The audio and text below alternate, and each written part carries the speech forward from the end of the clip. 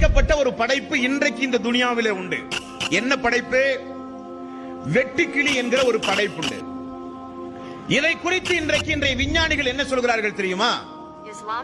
வெட்டுக்கிளி, உங்களோடு வாழ்கிற அந்த வெட்டுக்கிளி இன்னொரு வெட்டுக்கிளியோடு தொடர்பு கொள்ள வேண்டுமானால் அது எப்படி பேசுகிறது என்று ஆய்வு செய்தார்கள். எப்படி பேசுகிறதாம்? ஒரு வெட்டுக்கிளி தன்னுடைய காலோடு இன்னொரு காலை கொண்டு உரசுகிறது. அதிலிருந்து ஒரு சப்தம் வருகிறது. இந்த சப்தம் 1/2 கிலோமீட்டர் தொலைவில் இருக்கக்கூடிய இன்னொரு வெட்டுக்கிளி புரிந்து அது என்ன பேசுகிறது என்பதை தெரிகிறதாம். அந்த அளவுக்கு அது சப்தம் வாய்ந்ததாம்.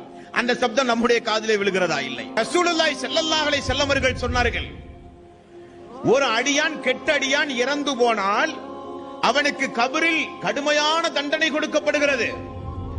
அந்த தண்டனையை, அவன் அலறுகிற சப்தத்தை மனிதன் கேட்க முடியாது, எல்லா உயிர் ஜீவராசிகளும் கேட்க முடியும். ரசூலுல்லாஹி ஸல்லல்லாஹு அலைஹி வஸல்லம் அவர்கள் சொன்னார்கள்.